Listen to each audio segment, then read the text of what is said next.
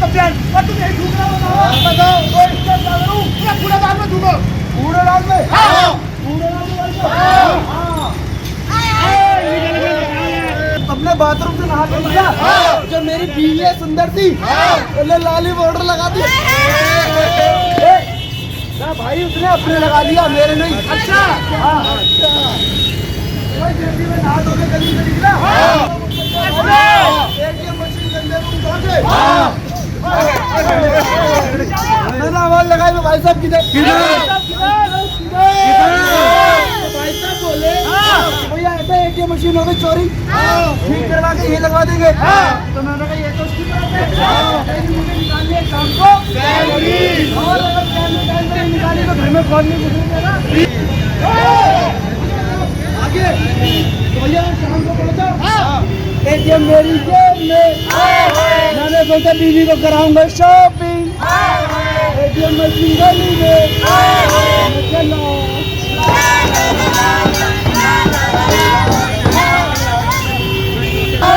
बंदूक के नीचे से मशीन चोरी अब साल छू तो है मतलब चोरी हो गई तो हो गई उसका कुछ कर नहीं सकते हम जो है उसका कुछ कर ले।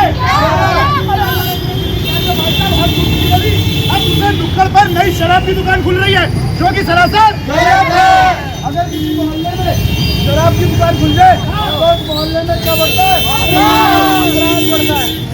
बजा तू बजा पहले। अपराध बढ़ गया अपराध बढ़ता है और अपराध बढ़ेगा तो काम किसका बढ़ेगा? देख रहे हो दिल्ली पुलिस का। तो इसलिए करना क्या एक काम करते बुलबुले पूरे मोहल्ले में जागरूकता फैलाते हैं। चल चले चलो तेरी पे मेरी पे मैं तो गया तू गया। बिहार के लाला तू हमारा साला। हाँ बोलो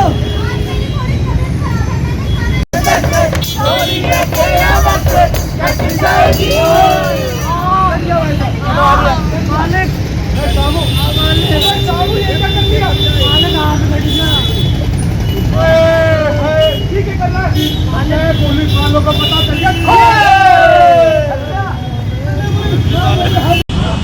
दिल्ली के अंदर जब से शराब के ठेके खुले हैं एक नई मुसीबत पैदा हो चुकी है। हर वार्ड के अंदर क्या नाम है माहौल ख़राब होता जा रहा है। बाबरपुर वार्ड की बात कर लेते हैं तो यहाँ पर जो पार्षद कुसुम तोमर है उन्होंने नाट्य रूपारण के माध्यम से जनता को जागरूक करने का एक बीड़ा उठाया है कि ये शराब के ठेके कितने नुकसानदायक है। मैम क्या कहना चाहेंगे कैंपेन के माध्यम से? दिल्ली में बैठी हुई गूंगी और बहरी सरकार, निकम्मी सरकार एक ऐसी विनाशकारी नीति दिल्ली के लिए लेकर आई है जिससे दिल्ली की जो जनता है उसका भविष्य खराब है, साथ साथ उनका भी भविष्य खराब है जो युवा हो रहे हैं। एक माँ बाप जब बच्चे को पढ़ाता है एक उम्मीद होती है कि मेरा बच्चा पढ़ेगा तो किसी काबिल बनेगा, किसी ऊंचे पद पे जाएगा।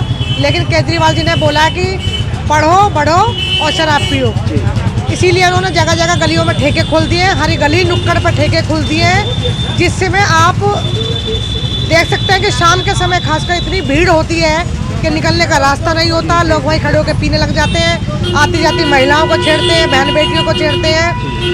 हम लोगों ने पहले दिन से इसका विरोध करा है और आगे भी करते रहेंगे।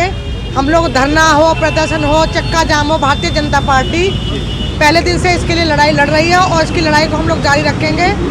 आज हमारे वार्ड में 4 जगह हम लोगों ने ऐसी चुनी है चौराहे कि हम लोगों ने नुक्कड़ नाटक के माध्यम से आम जनता को जगाने के लिए, ताकि आम जनता जब तक नहीं जागेगी, चाहे कोई भी पार्टी कितना भी विरोध कर ले, लेकिन जब तक आम जनता नहीं जागेगी, आम जनता इन बातों को नहीं समझेगी कि ये हमारे बच्चों के लिए, हमारे बच्चों के भविष्य के लिए अच्छी चीज़ नहीं है, जब तक वो आवाज़ नहीं उठाएंगी, केजरीवाल का सरकारों पे कानों पे जू नहीं रहेंगी।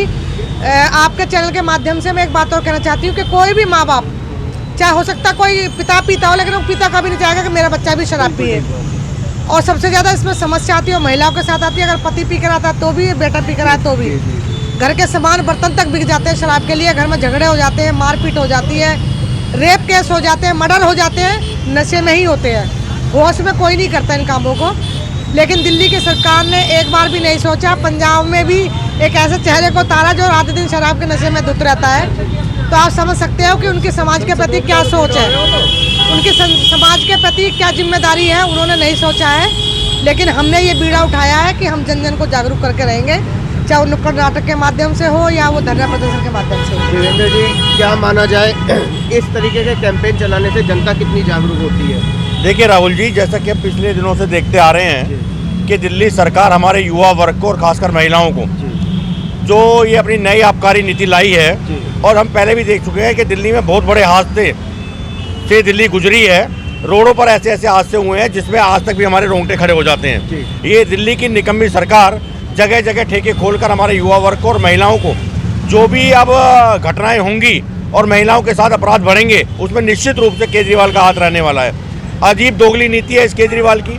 पंजाब में इलेक्शन में दारू बंद और दिल्ली में इलेक्शन आ रहे हैं, पता है एमसीडी के इलेक्शन आ रहे हैं, और दारू के ठेके हर गली के बाहर खोले जा रहे हैं। आज नुक्कड़ नाटक के माध्यम से हम और पार्षद जी निकले हैं अपने इस इलाके में लोगों को जागरूक करने के लिए कि समझाएं लोगों को कि ये जो ठेके खुले हैं इससे हमें क्या क्या क्षति होने वाली है और अपराधीकरण किस हद तक जाने वाला है। सुनील शास्त्री जी हमारे बीच में। सुनील जी, क्या कहना चाहेंगे? मंदिर के अंदर भीड़ नहीं है लेकिन शराब के ठेकों पर कतार टूट नहीं रही है। सबसे पहले तो हम पूरी सभा को प्रणाम करते हैं। हमारी परम प्रिय बहन निगम पार्षद जी ने जो कहा सत्य कहा, इसमें कोई संशय नहीं है। साथ में हमारे भाई जी रहे, बहन और भाइयों ने मिलकर जो कहा ये यथार्थ है, कहीं भी कोई भी कमी नहीं है। यदि नुक्कड़ सभा के माध्यम से लोगों को बताया जाए तो मैं मानता हूँ शायद लोगों को कुछ ज्ञान हो और लोगों में सुधार हो। यदि नहीं मानेंगे तो जनता जनार्दन सब परेशान है और सबके घर परेशान है। क्योंकि देखने में आ रहा है कि हालत ख़राब ही हो रहे हैं, क्योंकि जब जाम लगता है तो बुरा हाल होता है। जी, लॉकडाउन का भी समय चल रहा है, उसके बाद भी लोग बाहर निकल रहे हैं मात्र किस लिए कि दारू लेने के लिए। भोजन है या नहीं है, लेकिन पानी जरूर मिलना चाहिए। शराब मिलनी चाहिए, जहाँ शराब नहीं वहाँ कुछ नहीं। लोगों की मानसिकताएं दूषित हो चुकी हैं। अगर इसको संशोधन करना है तो जो बहन जी ने कहा है उसको मानना पड़ेगा। सुरेश जी, क्या कहेंगे? जनता में हमने एक मुहिम छेड़ी है नाटकीय के तौर पे, जिससे जनता को हम पार्षद जी के और मंडलाध्यक्ष के साथ लेके, जनता को साथ लेके हम जनता को ये दिखाना चाहते हैं ये दारू कुछ नहीं है, घर बर्बाद करने की जड़ है। आप ज़्यादा से ज़्यादा संभलो और इस बात पे ध्यान दो और शराब के उसे विरोध में सब साथ आएँ। नुक्कड़ नाटक कर रहे हैं उन लोग बच्चों से भी बात कर लेते हैं कि उनका क्या कहना है इस नुक्कड़ नाटक के माध्यम से कितना पब्लिक को जागरूक कर पा रहे हैं। तो ये तो हमारी कोशिश है कि ज़्यादा से ज़्यादा पब्लिक जागरूक हो जाए और कई जगह पे रिस्पांस भी बहुत अच्छा आया है। कम से कम अगर 100 लोग नाटक देख रहे हैं तो कम से कम 75 या 50 लोगों ने कहा कि हाँ जी आप जो कर रहे हो सही कर रहे हो। और इससे पहले हम लोग बुराड़ी विधानसभा, तिमारपुर विधानसभा और अब ये नवीन शादरा में हम काम बाबरपुर के अंदर काम कर रहे हैं। तो आज आपने 4 जगह ये पॉइंट चुने हैं? हाँ जी, आज हमने 6 जगह एक्चुअली हमें करना है, 6 जगह, क्योंकि ज़्यादा से ज़्यादा जब तक शुरू करा है और कब तक करना है? ये हमने 23 तारीख से स्टार्ट किया है और हमारा काम है कि हम 26 जनवरी तक ये से पहले कर दें। सर्दी का मौसम है, लोग ठिठुर रहे हैं लेकिन माथे से पसीना बह रहा है। तो हम लोग सारे के सारे थिएटर आर्टिस्ट हैं, मैं वही कह रहा हम हूँ। नाटक करते हैं तो हमारा काम ही यही है नाटक करना। चाहे पब्लिक भी खड़ी होगी तो हम नाटक करेंगे। तो ये हमारा काम है और हमारी कोशिश है कि ज़्यादा से ज़्यादा लोग जागरूक हो जाएं। जनता को क्या मैसेज देना चाहेंगे शराब के विरोध? मैं ये कहना चाहता हूँ कि हम तो चलो नाटक कर रहे हैं और मैम भी हैं और सब कुछ काम कर रहे हैं, लेकिन जब तक पब्लिक खुद नहीं चाहेगी ना तब तक कुछ भी नहीं होगा। क्योंकि जहाँ भी शराब की दुकान खुलेगी वहाँ पे जो लड़कियाँ हैं, छोटी बच्चियाँ जो पढ़ना चाहती है, जो लड़के पढ़ना चाहते हैं, उनके लिए माहौल पूरा गंदा हो जाएगा। वो ना आगे बढ़ पाएंगे और वहाँ पे शराब भी अपने आप ही बढ़ेंगे। तो माहौल गंदा, तो दिल्ली का माहौल गंदा, फिर देश का माहौल गंदा, क्योंकि एक गली से देश बनता है। मैम, आप क्या कहना चाहेंगे नाटक के माध्यम से आप जो लोगों को जागरूक कर रहे हैं? लोगों को जागरूक करिए तो साफ सी बात है, सभी को पता है कि शराब कितनी मतलब हानिकारक है हम सब के लिए। और शराब से घर में कितने कलेश होते हैं, घर टूटते हैं, माहौल ख़राब होता है, लड़कियां पढ़ नहीं पाती है, बाहर निकलने में दिक्कत होती है। छोटे छोटे बच्चों पे क्या? छोटे छोटे बच्चों पे तो उनकी शिक्षा पे असर पड़, उनकी मानसिकता पे असर पड़ रहा है कि माहौल ही उनको अगर ऐसा मिलेगा कि जहाँ पे शराबी होंगे तो वो बड़े होकर वो भी शराबी ही बनेंगे। शराब पीना गलत नहीं है अगर आप उसको तरीके से नहीं ले रहे किसी चीज़ को। शराब की दुकानें गली गली में खुलना गलत है।